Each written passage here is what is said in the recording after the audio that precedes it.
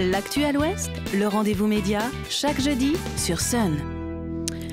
Bonjour chères auditrices, chers auditeurs et bienvenue dans ce nouveau numéro de l'année, premier numéro de l'année de notre rendez-vous média. Chaque jeudi, nous recevons nos partenaires médias indépendants de la région et on entame ce mois-ci comme de coutume avec Médiacité Nantes, site d'investigation locale qui publie chaque jeudi en ligne des enquêtes toutes fraîches.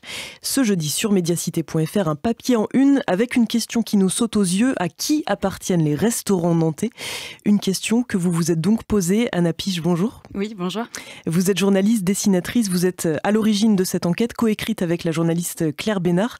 Vous y signez notamment les illustrations, puisque c'est une enquête aussi visuelle, on va y revenir. Mais d'abord un mot sur le fond et sur cette question: à qui appartiennent les restaurants nantais? Pourquoi est-ce qu'elle mérite d'être posée, cette question?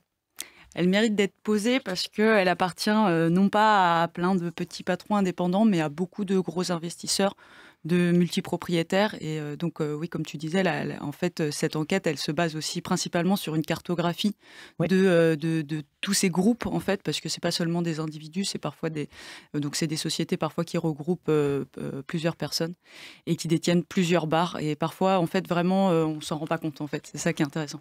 Alors, on va revenir sur la cartographie, effectivement, mais ce travail, il découle aussi et surtout, avant tout, d'un travail de recensement que vous avez effectué avec Claire Bénard. Vous avez recoupé de très nombreuses informations.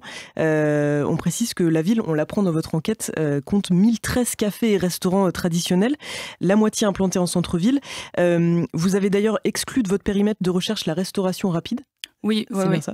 Et on y découvre, donc, vous l'avez dit, un secteur très concentré avec une poignée de multipropriétaires. Qui sont ces propriétaires ?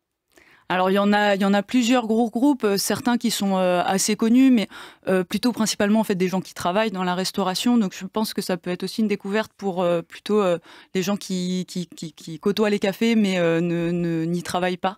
Donc je pense après je pourrais vous citer.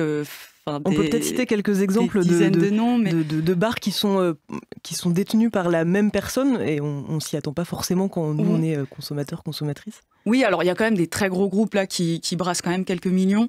Donc on a Curti qui détient les très chics cafés de la Cigale qu'on connaît, du Félix, le 1 ou l'Aristide. Après il y a Julien Bretéché qui a aussi beaucoup de bars, boîtes de nuit, restaurants, qui a les restaurants Canaille, qui a quasiment tout le hangar à bananes, mais qui a aussi des bars plus discrets. Hein. Enfin il a d'ailleurs le Kafka, le Feu Bar, rue de Strasbourg, qui paraissent pas être des bars qui appartiennent à des investisseurs.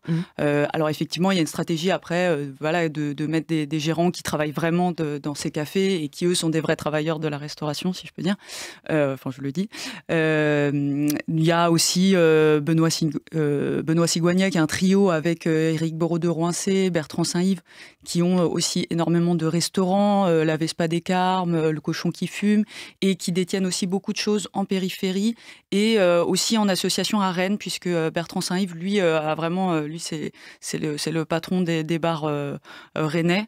Et puis on a aussi de bien connus Jérôme Gilbert, qui a beaucoup de clubs, et le Calmaria aussi à Gralin, et qui avait l'éléphant là qu'il a revendu à Bretéché. En plus, enfin voilà, il y a des changements là depuis 6 mois que j'ai commencé ce travail. En fait, il y a des choses qui ont changé, qui ont été rachetées parfois entre groupes d'investisseurs, qui se refilent. Les bébés. Avec donc une cartographie inédite du secteur, une sorte de jeu des 7 familles, c'est comme ça que c'est un peu présenté dans l'enquête, pour faire connaissance avec ces hommes, puisque ce sont quasi exclusivement que des hommes. Il y a quelques femmes qui sont citées dans l'enquête, qui détiennent donc les cordons de la restauration. Comment est-ce que vous avez pensé cette cartographie ? Ça a été au fur et à mesure, mais c'est vrai que le travail de cette enquête, il a commencé par l'idée de cartographier, en fait, pour se rendre compte, donc à l'aide de données publiques qui sont accessibles sur Papers, mais qui sont pas forcément évidentes à trouver, puisque les noms des sociétés sont pas les mêmes noms que celles des enseignes. Il y a beaucoup de choses, notamment par les groupes d'investisseurs qui sont mis dans des holdings. Donc en fait, il faut recouper des informations, et c'est assez fastidieux. Mais je ne sais pas si je réponds à ta question sur la carto. Ça répond à ma question, et c'est aussi l'occasion un peu de mettre des visages sur des noms ou des visages sur des holdings, justement, Ouais. parce que tu as aussi illustré en fait les personnages un peu de ce jeu, de cette cartographie. Bah oui, moi j'avoue que c'est aussi, je recours toujours à l'illustration pour tout ce que je fais, donc ça me semblait important aussi, même si effectivement on les rencontre peu quand on travaille dans la restauration. Donc c'est l'occasion de découvrir La Fourmi ou Les Ducs du Bouffay. Dans cet article, c'est le premier volet de cette enquête sur le secteur de la restauration à Nantes à découvrir donc depuis ce matin sur mediacité.fr. Deuxième volet à paraître très prochainement. Merci Anna Piche. Je vous en prie, merci.